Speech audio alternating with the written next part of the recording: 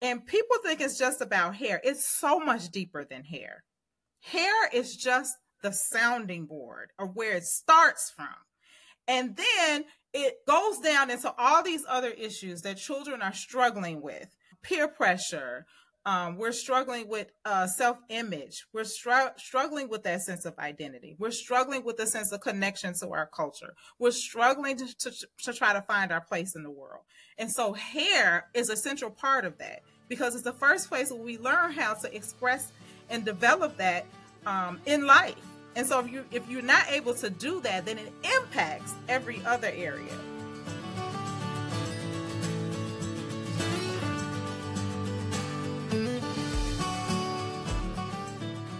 Your dream is to become a mom. My dream is to help you get there.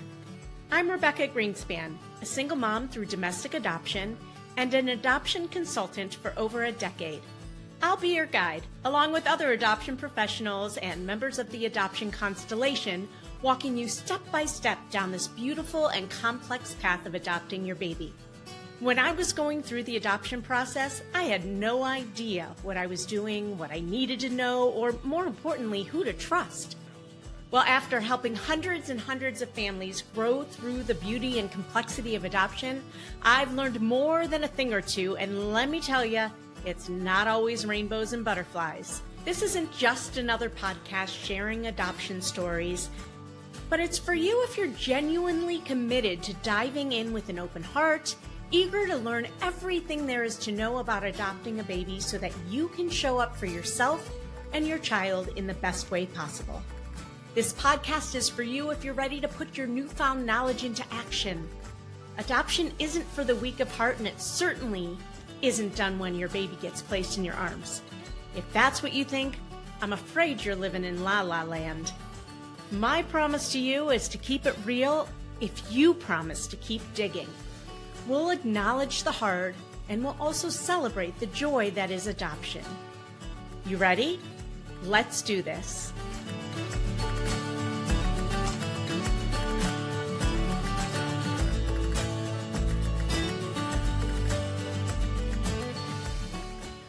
Welcome to the Adoption Roadmap Podcast. Today, we're diving into Black hair care. My guest is Tamika Swint, the dynamic founder and executive director of Styles for Kids. If you're in a transracial adoption, parenting a Black child, stop what you're doing and listen in. If you've never heard of Styles for Kids, you should. And likely you will, as Tamika is expanding her vision far and wide.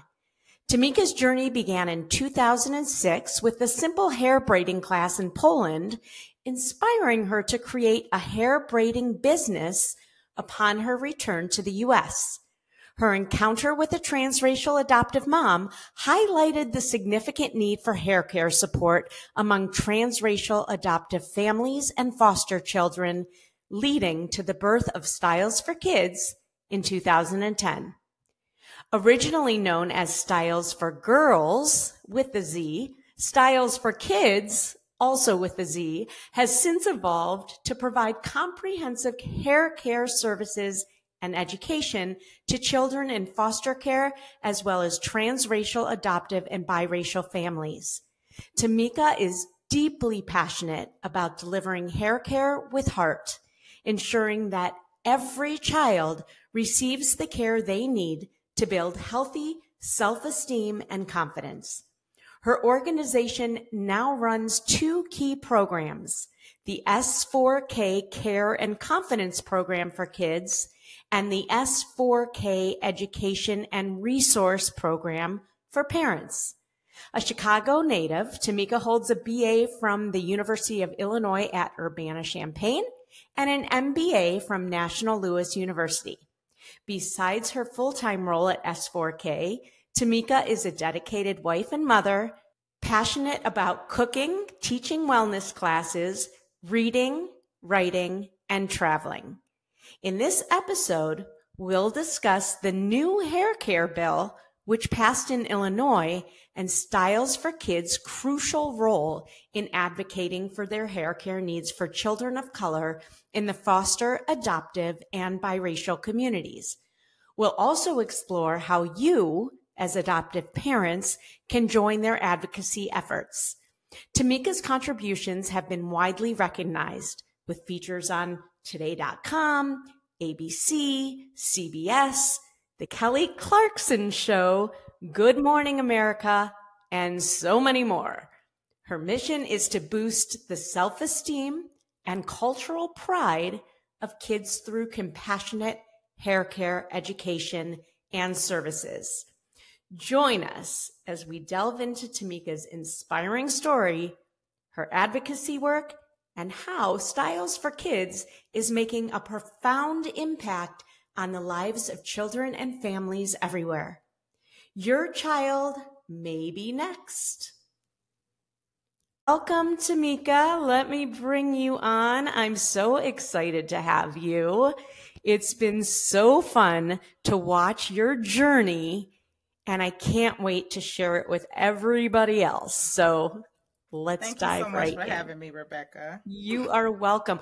What initially inspired you to focus on hair care for children in foster and transracial adoptive families? Can you describe the moment or experience that led you to founding Styles for Kids? Yes, Rebecca. Well, I can clearly remember there are some moments in life that nothing can prepare you for the moments that happen to you, right? Yep. And I can literally remember that I was sitting at my desk at work. I was selling insurance, and I got a call from Mary. And immediately I could hear the sense of urgency that was in her voice. And I knew that it was important, but I don't think I knew how important it was until I met her. And I will never forget the moment that I met her two girls. And she called me and asked me if I could come over like today. Was she a friend of yours? Like who was Mary? No. So interestingly enough, I was sitting in church service just the day before. Yeah, just the day before. And I saw a woman whose daughter's hair was beautifully braided. And I said to her, I said, I just felt this prompting to talk to her. And I don't even know why, it's just, it's God, really, that was prompting me to talk to her. And as I talked to her, I mean, her daughter's hair was beautifully braided. She didn't need my services, And she said, honey, she said, I don't need your help, but I know someone who does. And as a matter of fact, she's going to call you tomorrow. And that was the call that I got from Mary. And she asked me if I could come over today. And I said, well, I guess. And she gave me her address. I went to her house and I met her girls. And I mean, that moment literally changed my life. As an African-American woman at the time, I can remember my youngest thoughts as a girl having ponytails and beads and all the beautiful hairstyles that my mom used to do on my hair. And when I met Ariel and Anaya, knowing that they had never experienced having those beautiful hairstyles, and also the sense of despair. It's the only word that I can think of to describe it. That was literally in their house because of the condition of their hair. That rocked my world. And I immediately wanted to help. I remember Mary said to me, she said, I know it's bad, right? And I said, I didn't know what else to say. Yes, it's bad, but there's hope, right? That it can be better. And we're just going to pull ourselves one day at a time, one step at a time out of this. The girls' hair will get better and we're going to get better. Like, you're going to get better. We're going to get better together. And so I always say the moment when I saw Anaya, whose hair was in the worst condition because her hair had not been done correctly in 5 years, the condition of her hair, she was so embarrassed. She really didn't want me to look at it. And I remember when I saw it, my heart just erupted into pieces. And I said, honey, it's going to get better. Like, let me help you, just encouraging them that it was going to get better. And it did. I mean, over the next 2 years, the transformation in those girls, I remember as Marion and I were reflecting on their school pictures. She said, when I look at the pictures before you came and the pictures after you came, it's like night and day. It's like two very different worlds. And what captured my heart at that moment was that I wanted to create that for more families that were in this community. And what turned into one friendship has led into many friendships with many families and many children that has grown this community over the last 13 years. Oh my God, I love this story so much. I remember when you told me about it the first time, and when I was reading your bio, I'm like, no, there's something more. There's a missing piece here. She told me this story. What was it? So thank you for sharing that. It was totally divine intervention. When you were at this mom's house with these two beautiful children doing their hair, did you know right away you were going to start a company? No, I didn't. I was very much just wanting to be helpful. Yeah, I wanted to be helpful. And what happened was, I remember the very second client of Styles for Kids, Vanessa and Brian. I mean, the girls were at the pool, at the community pool. And I remember Vanessa telling me, Brian ran over. It's like, I know you didn't do this hair. What's going on here? And she gave him my information. And I remember the same thing happened. Like, that phone call came and I'm like, okay, yes, I can help you. Right. I just wanted to be helpful. I wanted to serve the families in my community. I wanted to be a part of these children's lives who were being raised in families that were adoptive families. And I just really was just excited about being helpful. But what happened is that I started to meet so many parents that had the very same needs. So, Vanessa and Brian turned into Rod and Rosalinda, and then Rosalinda turned, and it just kept going, right? And so over time, what I began to see is that this is a real need, and there needs to be a permanent solution, right? And so me, as this MBA, having this MBA and, thinking with my business mind, I'm like, okay, something has to be created to help these families, and I want to be a part of that. It's so inspiring, and I hope other people listening are inspired by this story. It's awesome. It's really, and I can remember too, Rebecca, I want to share this. I remember at the beginning, to me, it didn't matter the number of people that I was serving. I just wanted to be helpful to whoever needed the service, right? And that was truly my heart. I wasn't looking at it necessarily as this business opportunity that was going to grow into something, but how could I use my business acumen to help grow something that would be of service to families in my local community who were struggling with something that was a very real problem that they were dealing with every single day. Well, the entrepreneur in me wants to say that's exactly what makes a successful entrepreneur. When you do what you are called to do and what you're passionate about, it's going to lead to something big. And oh, has it ever, Tamika? Yes. What challenges do white adoptive parents often face when managing their children's hair, and how does Styles for Kids help address those issues? Yeah, well, the very first thing is that I think a lot of parents have no idea what they're getting into until they get into it. Every child's hair is very different. So that's the other thing, that sometimes it takes a while to navigate and really understand your child's hair texture, what's going to work, what doesn't work. So that's the biggest thing I think that most families are facing, is that I have no experience. I don't know which products to choose, and I'm still trying to learn my child's hair. And so you really have to be patient with yourself, and you have to get educated. And that's where Styles for Kids comes in. I suggest every parent start with our basic level 1 class where we just really delve into hair textures. We talk about products, we talk about routines, and the importance of developing those routines early on so that hair is not a struggle for you or your child, and it becomes a positive bonding experience between two. But do you think before they come to you, so a couple things here.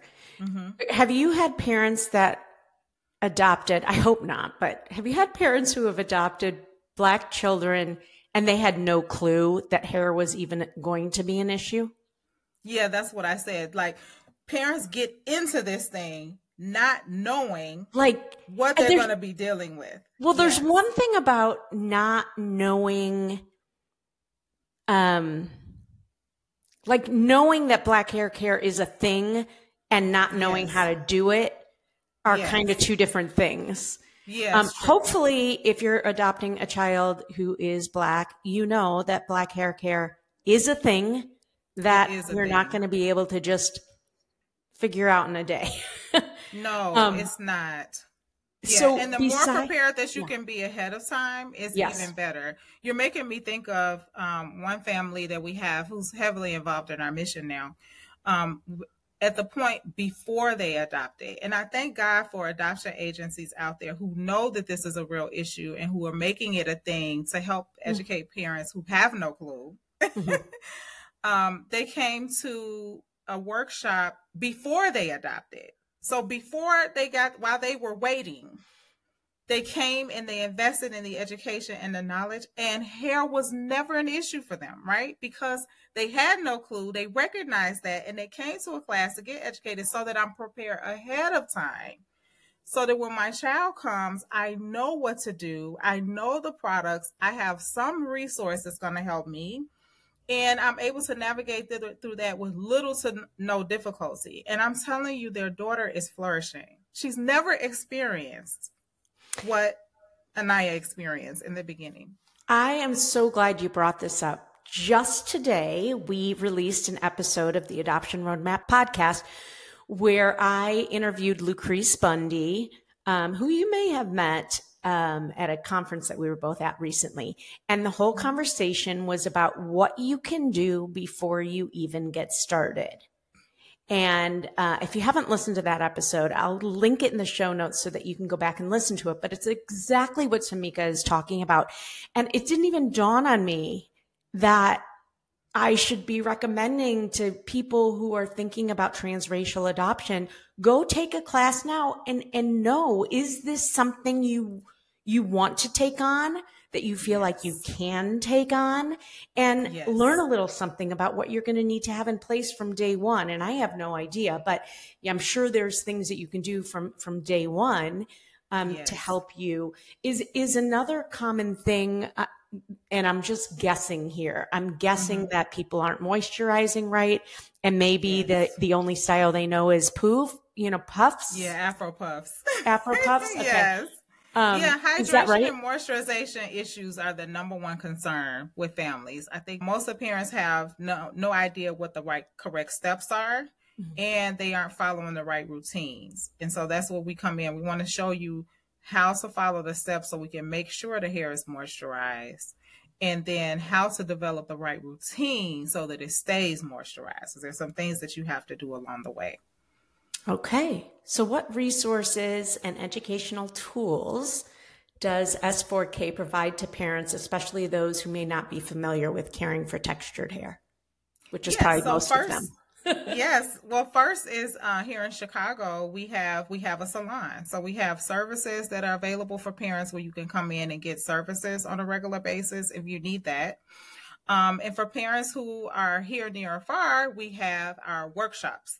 And our workshops are currently offered online and in person. We start with the hair care basics. We take you into some hands-on learning. We teach you braiding. And we also have our advanced classes for those of you who are a bit further along. In addition to that, we have our online training platform that we developed during COVID-19 to help parents who may not be able to come into a place for a class or even have access to Zoom because of scheduling limitations. So the online training platform is available to you 24 hours a day, 7 days a week, 365 days a year. You can pause, you can go back. Every month you get a new training on a different topic surrounding texture hair for boys and girls. $7.99 a month, which is about the cost of a Starbucks coffee and a half. So if you can sacrifice a Starbucks coffee, you can invest in the online training platform, which supports Styles for Kids programs, as well as gives you the education and resource that you need right at your fingertips to learn how to do texture hair. Now, we do it from the perspective of an adoptive and foster parent. So we start at a very basic elementary education level of explaining to you how to do your kids' hair. So if you've had no experience with texture hair, just start at the beginning. I'm thinking of one of our dads. Start from the very beginning. Start from the beginning. Yes. It's a very good place to start. Yes. One of our adoptive dads, he was saying how he's been subscribing the whole time, but he started at the beginning and he posted a picture in the family community page. I mean, he's doing braids, he's doing beads, he's doing the whole thing, right? Beautiful. Again, as a result of the program. So you definitely want to access that. And then last but not least, we do have our traveling workshops. So look for Styles for Kids to come to an area local near you. And if you're interested in helping us navigate through that, then reach out to us. Awesome. So you're teaching about the products to use. Like, do you give people like a list of products to use too? Even better, for our traveling workshops, we actually bring all of the products and tools that you need, and we teach you how to use them, and you walk away with them. So that's one of the assets of the in-person learning that we do. So if we're coming to an area near you, you want to come to one of those because we have companies that sponsor products and all of that, and we teach you how to use it. But if you want to learn product use, I highly recommend the online training because we do recommend products in it, and we also teach you how to use them in the training. Awesome. And then do you also do like step-by-step hairstyles? Yes, we do. And you especially want to check out the Christmas hair. We did some Christmas hair specials. So if you're wanting to prepare those kids for the holidays, you got to get in there and check out the training. Okay, there is Christmas hair, people. Yes, we hear Christmas this? Hair. Yes. I would take it, and I don't even know who I'd use it on. That's so fun. And I have to tell you that when I lived in Chicago, I'm in Cleveland now, when we had an adoptive family retreat, we brought Tamika's team in to do a hands-on workshop. And this was a long time ago.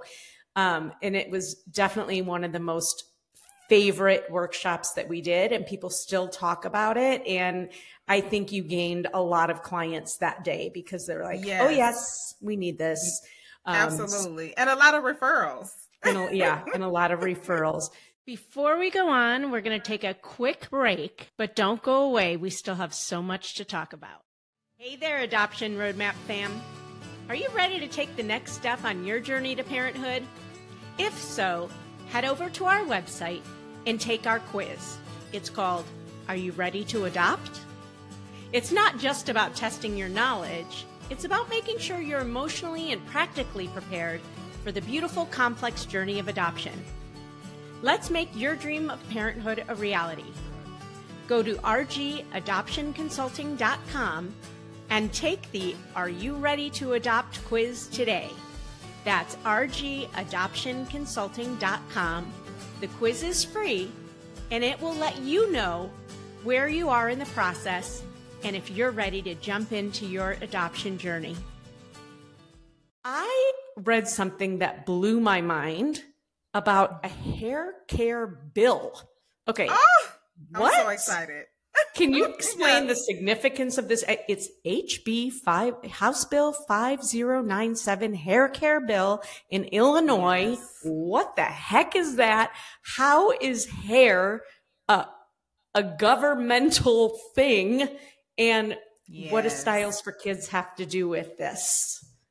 Yeah, well, I received a call from the legal team who was working on helping the two youth who are navigating through advocating for this bill at that time.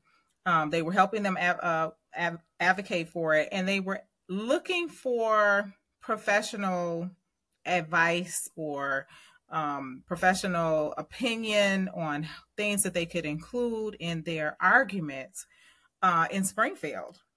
And so I was excited to talk with the team and share my insight and experience over the last 13 years of working with families in the adoptive and foster care community, and able to share some things that they were able to actually take into their argument for the bill in Springfield, which is okay. Back up for a second. Back up for a second. Who called you, and what is it that they're trying to pass? Like, what is the actual bill, and why? Yeah. Do you know all of that? So HB 5097 is a bill that allows every child in foster care to have a hair care plan. And that hair care plan has to be developed in consultation with the youth and take into consideration their preferences and how they would like to have their hair styled and done. And it also advocates as part of the bill that the parents have to learn, right, and take an interest in making sure that their child's hair care needs are met, right? And the child has a say, which is just amazing. This is that they have, brilliant. Yes, it is so brilliant. And it was started by two young women who are foster youth, and they just were sick and tired, of there not being anything to advocate for children in care whose hair care needs were not being addressed. And I actually had the opportunity to interview them. If you can check that out, and I'll make sure I give you the link, Rebecca. I interviewed them on the Heritage Talks podcast, where they got to share their story of what motivated them to advocate for this bill. But they had a legal team that was representing them that was actually writing the verbiage for this bill. And the legal team from Loyola is who reached out to me to ask me about my opinion and my experience in working with foster youth and their families in their argument as they were going to Springfield to fight for this legislation. And I was just so happy to, give my 2 cents. And Rebecca, I have a lot of 2 cents to give. You have like 4 cents, 10 yes, cents. Yeah. Yes, a lot of cents. 13 years of cents that were built up in this conversation. Yes. And so they were able to take some valuable insight with them and share in Springfield why this bill is so important and why it needed to be passed. Yeah, talk to me about that. Why would we have a hair care bill? Oh my gosh, this is something that has been central to my heart ever since I started working with styles for kids, working and creating styles for kids, is that children need to have a voice. And working with children over the last 13 years, what I've witnessed is that there are lots of decisions that are being made for them and they have no say. And so I was super excited to see that there was already youth in care who were advocating for themselves, because we were already working on a plan to bring parents together to advocate for their children, right, on behalf of the needs of their children who were in foster and adoptive care. We had already started this. And so when I heard this, I'm like, oh, we're just jumping on board with what you're already doing, because we're already in that mindset. And I saw a clear vision of where we were headed, and we're still headed there, to advocate on behalf of transracial adoptive families in regards to the same thing. There needs to be more education. I feel like we have a system where children, Black children especially, are disproportionate. And then on top of that, we're putting them in homes with parents who are not capable, right? Not because they're not willing, but they're not capable because they're not even understanding what they're getting themselves into, right? And that is that I am adopting a child of a different race. I am fostering a child from a different culture, and none of that is being taken into consideration when they're placed in my home. And so we were already on the path of advocating for children by utilizing their parents to do that. So when this bill came out, I'm like, oh my gosh, this is amazing, because now the kids have a voice and they're able to say what it is that I want, how I want to wear my hair, which is an important part of your identity and self-expression. And no one should ever have to have decisions made for them and not have a voice when it comes to how you want to look and how you want to express who you are as an individual. All of my experience in working with transracial adoptees who are adults now, what they say is that they didn't have a voice. And because they didn't have a voice, it's impacted them as adults, where I can't even speak for my own needs or concerns. And people think it's just about hair. It's so much deeper than hair. Hair is just the sounding board, or where it starts from. And then it goes down into all these other issues that children are struggling with. Peer pressure. We're struggling with self-image. We're struggling with that sense of identity. We're struggling with the sense of connection to our culture. We're struggling to try to find our place in the world. And so hair is a central part of that, because it's the first place where we learn how to express and develop that in life. And so if you're not able to do that, then it impacts every other area. And so what the bill is doing is giving children the right to be able to have a say, which is the most important part of this bill to me.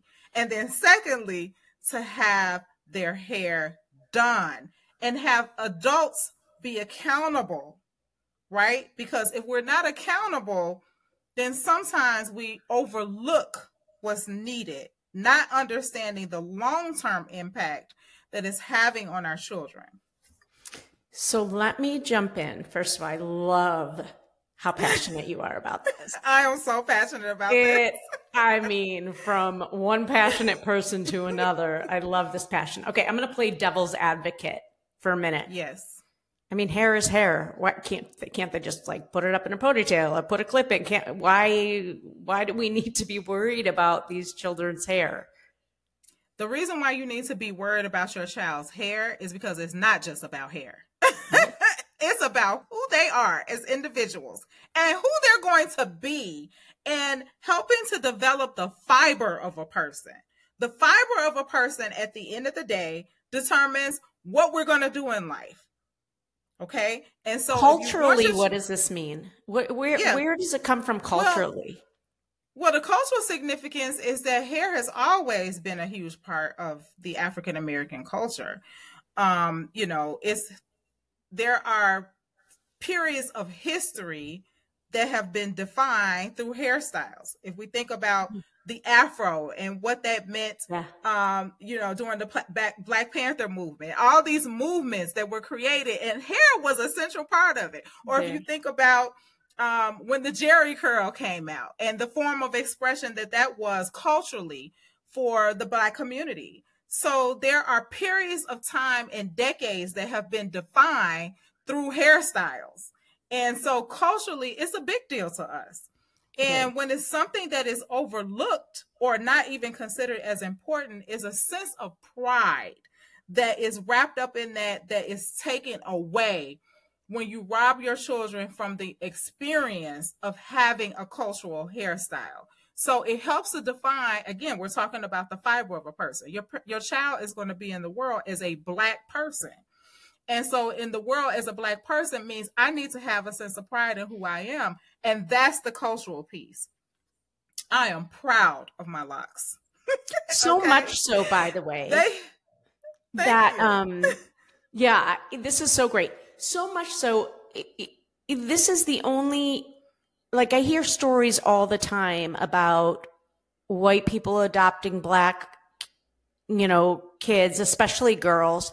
And then other Black people will come up to them and comment on their child's hair, whether you're doing a good job or you need some help. You need to work on your child's hair. Right. That's a thing. Like, people will come up to you. What's that about? It's because of what I just said. It's that sense of pride. And so what you're teaching your child when you're not making hair important is that they are not to be proud of who they are as a person of color. And that should never be, because again, your child is going to be in the world. We are preparing them for life. That's what we have to keep in mind. And in preparing them for life, I'm preparing them to be in the world as a Black person. And as a Black person, we take care of our hair. Yep. And that's why you're being pulled to the side, is because there's concern about what's being created in the mind of that child, which is that hair is not important, and I don't need to have a sense of pride in who I am and in my connection to my culture and sense of identity. And so that's what that Black person sees when they see your child's hair not done. And because in our mind, it's central to who we are, now we want to protect that, right? So it's not, don't take it personal, because in most cases it's not.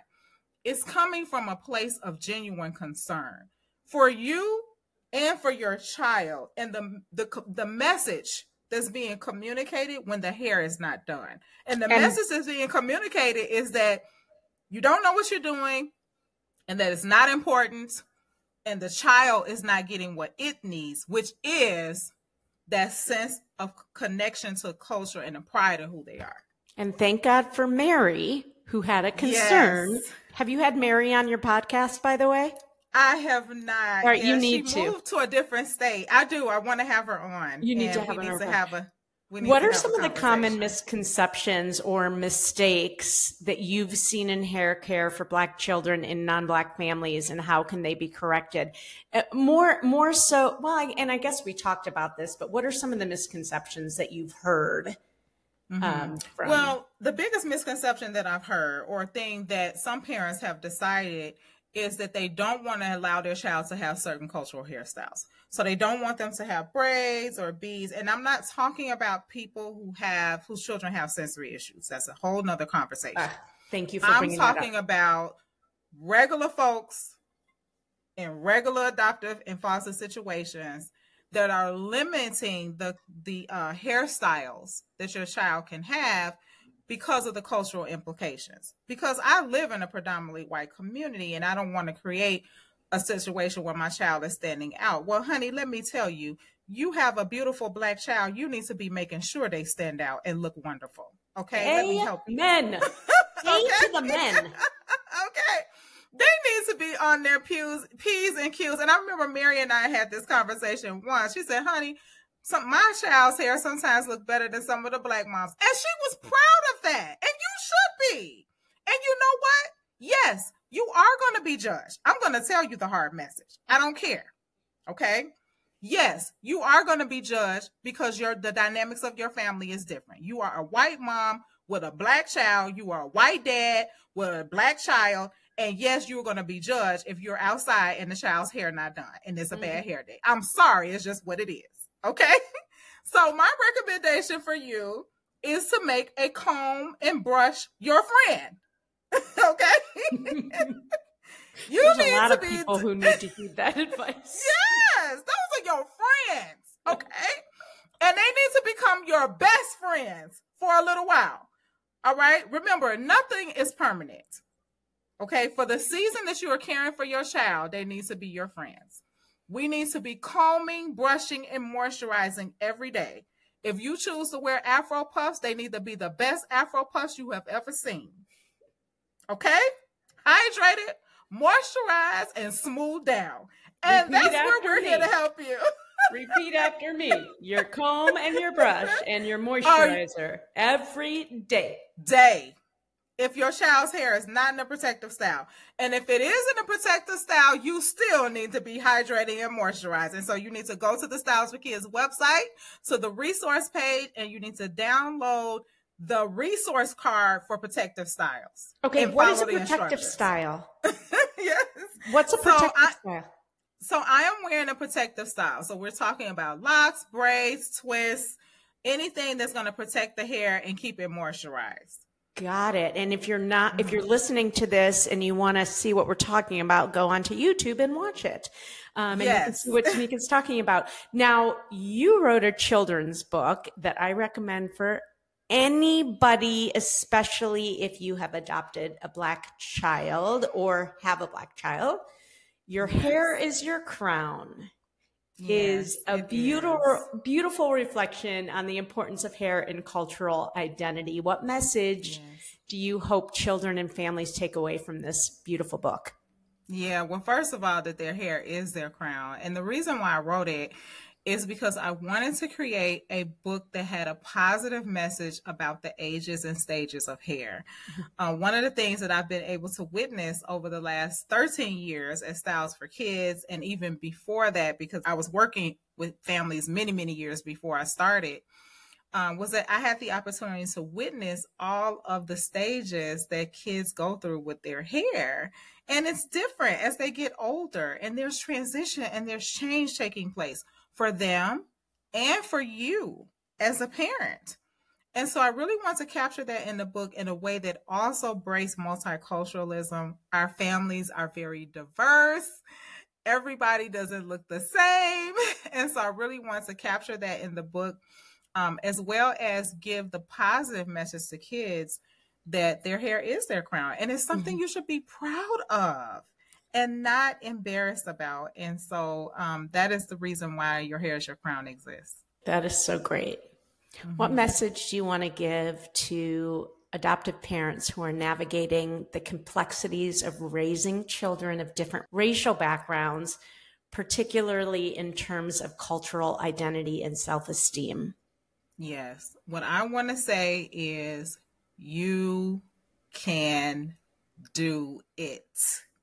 And when I say it, I mean whatever is challenging you at the end of the day, because it's different for every family, you can do it.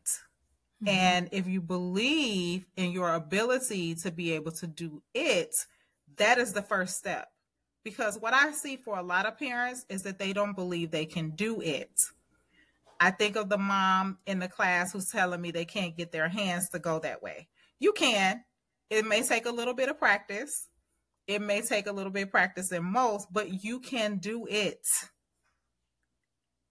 I think of the mom in the class that's telling me that they can't do it because their child can't sit long enough. Well, guess what? They're not going to be two forever. They do get older. So you can do it. Do it the best that you can where you are right now, believing that you can grow to the place where you need to be. And I think that's the biggest mistake that I see parents make, and they will give up because of the challenges that they're experiencing, particularly parents who have children with sensory issues or who have special needs. You can still do it, okay? Because there are parents that are doing it. And that is why we created a community of parents now where you are rooting each other on at the place where you are. Because everybody is different, but at the same time, together, you're stronger because you can pull on the stories and the testimonies of one another. And so we're creating that for you, but just know you can do it. I want you to hear my voice the next time that you're telling yourself that you can't. Tamika said, I can do it. And you can. I saw a white dad on YouTube doing a crochet. There's an old adage of a guy who asked, how do I get to Carnegie Hall? And the answer is practice, practice, practice, practice. Practice. That's it. You can do it. Right? You have to practice long enough. I say long enough and strong enough. You can do it. You can do it. Get a mannequin. You can do it. If they can't sit, get ahead and practice. All right. Here's the thing that I think I would have the most problems with. And let's be real here. How long, how many hours, how many minutes does it take to do a woman's hair, a little girl's hair? Yeah. So in most cases, you should be able to, like for me as a professional, it takes about a couple of hours. So you have to be real with yourself, you know, and say, it's going to take a couple hours or maybe 3 or 4, depending on where your level is. But I always say, like, make it a routine. Every other Saturday is hair day, and make it special. Have a routine that you do with your child. Some parents do ice cream every they do ice cream every 2 weeks after hair day. Like, have something that your child looks forward to that's outside of the hair session. Yes. And then they'll associate hair care. And then they'll associate hair care with the fun thing. Yes, exactly. Make it a fun thing for them and for you. Yeah. And especially if you're struggling. If you're struggling, you really got to have those powerful associations. It's going to change their mindset about hair day. As you expand Styles for Kids, and kids is spelled KIDZ. Yes. Or the way you say it, S4K. S4K. Mm-hmm. What are your future goals for the organization, and how can individuals and communities support your mission? You talked a little bit about that part at the beginning, but what are your future goals? I've heard a couple. Yeah. In the words of one of our parents that attended last year's gala, we want to see Styles for Kids national. And that is Amen. We want to see Styles for Kids everywhere. We want what we have here in Chicago available to other communities. And I'm always admiring people who don't just talk the talk, but they walk the walk by raising their hand to volunteer and support us. And so if there are parents out there right now, what we're looking for are parents who are interested in starting advocacy groups. So we're looking for advocacy groups to raise up in every community where we can begin to do these workshops, and we can get education to parents who are struggling. I think about Mary, and oh my gosh, there are so many Marys, you guys, and the number is only growing. It's only growing. So as a person in this community who understands and recognizes the value of what you're investing in, raise your hand to volunteer and say, I want to be a parent advocate leader, or either I want to join a parent advocacy group in my local area, and I want to raise my hand to bring these programs into my local community and help more Marys. I wish I could be everywhere, but I can't. I can only do it with help, right? So right now we have advocacy groups in Chicago and DC. We have 2 amazing ladies out there who is leading the charge for the DC, Maryland, Virginia area. So you want to join or become part of one of those groups, or if you want to start a group in your local area, let's get it done. Wow. Okay. You're going to have to tell me how I can share that with my community, because we have so many families who adopted transracially, and I know could use your help. That's awesome. For sure. And I'm so excited to see this popping up in more communities. That's amazing. Yes. And I wish you all the luck in the world. Thank you. I'd love to hear, and you mentioned some at the beginning, but can you share a memorable success story or a moment from your work at Styles for Kids that illustrates the impact of your programs on a child or a family's life? Yes, I'd love to hear one of those stories. So over the last year, we partnered with Jockey Being Family, which is an organization that supports families that are adopting and provides resources. And last year, they sponsored a workshop in Wisconsin. And we got to go help 50 families there, so 50 parents and 50 children who were in need of hair care education. And many of the parents that came had never had a hair care class. So that in itself was a lot to wrap our mind around. But there was one little girl, she was really struggling to let her mom do her hair. And I decided to go over and offer some support. And I asked her mom if I could pull her to the side because she was crying and she was really struggling and she just was not being cooperative. And I just wanted to talk with her.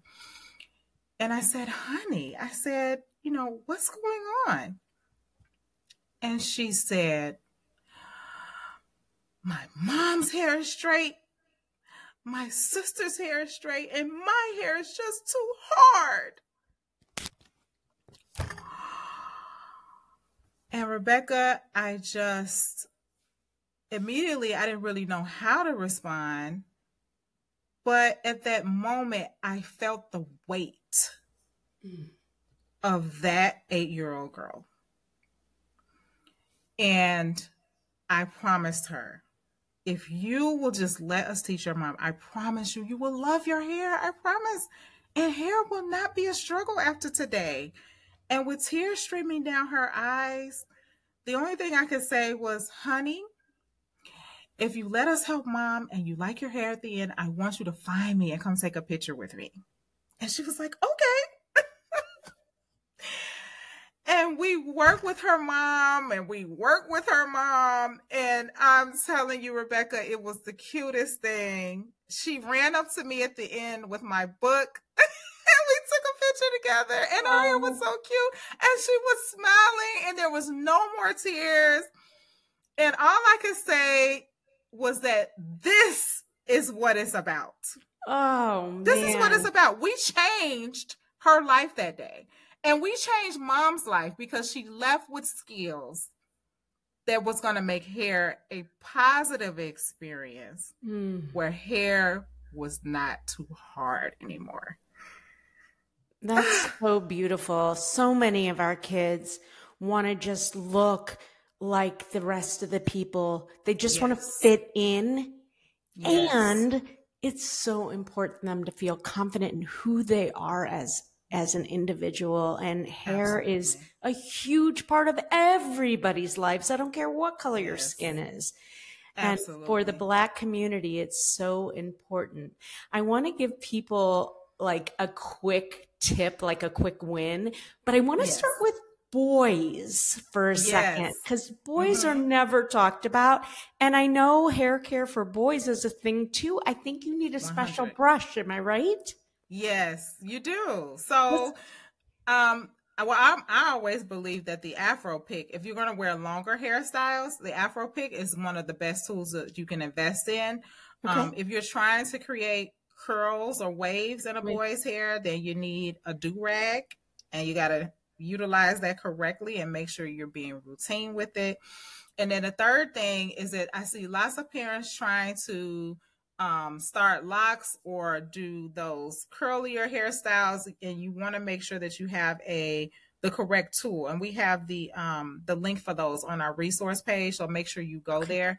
But you need the correct type of comb. We call it a waffle comb in order to create those. Biggest mistake that I see parents making is that you're doing the waffle comb and you're just doing it over and over again without combing the hair out. So you need to moisturize and comb it out in between those everyday waffle comb stylings. You also need to be using some styling products with boys. Okay. Most important thing, develop a relationship with a great barber. You got to have a great barber who's culturally aware. Okay.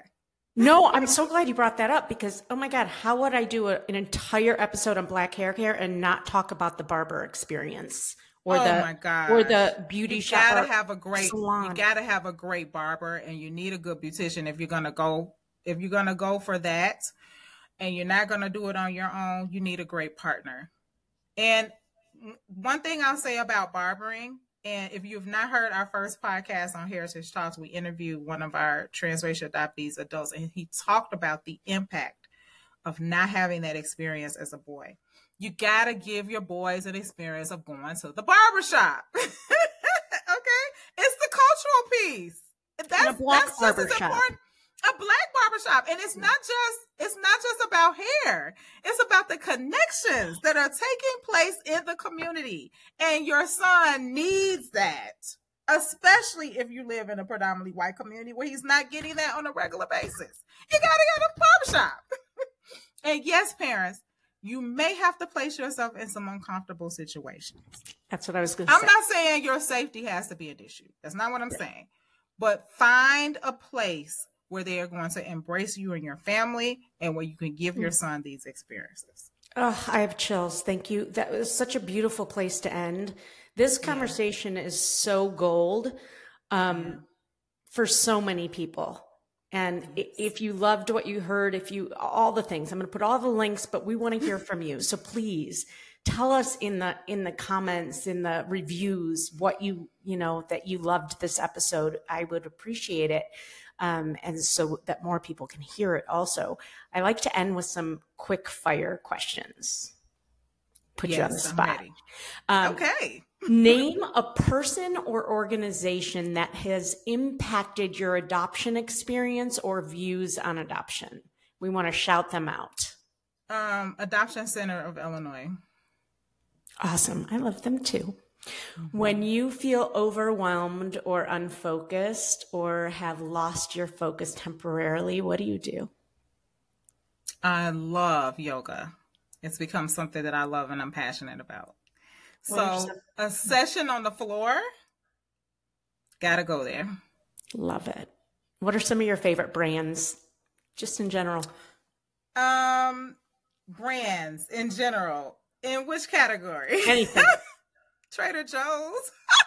Love it. I need to have stock at Trader Joe's. I know all the people. Go do it. That work there. Yeah. So I love Trader Joe's. Coach. A great Coach bag is going to change my day. What superpower do you wish you had? Hyundai cars. I drive a Hyundai too. What do you drive? I love my Hyundai, a Sonata. I literally love my Hyundai. I do too. I drive a Tucson. So Hyundai, if you're listening and like to sponsor this podcast, yes, I'm happy to partner with you. You got two people who love to partner with you. Hilarious. What superpower do you wish you had? To fly. Describe adoption in 3 words. Beautiful, challenging, but everything. Tamika Swint, thank you so much for being here and sharing your knowledge with us. If you liked what you heard, please tune in every single week, twice a week on Wednesday and Fridays. And I am really serious and would love for you to just rate and review this podcast so we can get it out to as many people as possible. This information is so important. We will see you next time on the Adoption Roadmap podcast. Bye-bye. Bye-bye.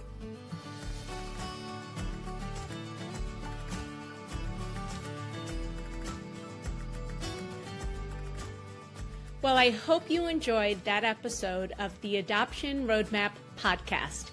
If you did, I have a few favors to ask of you. First, please hit subscribe so you never miss an episode.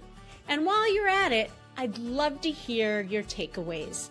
Please write a review and let me know what you liked.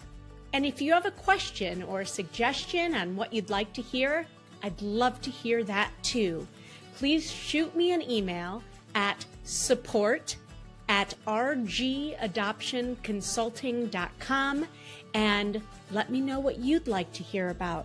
And if you have a question, I may just answer it online. Thanks again for listening. Tune in every Wednesday and Friday morning for a brand new episode of the Adoption Roadmap podcast. Until next time, bye-bye.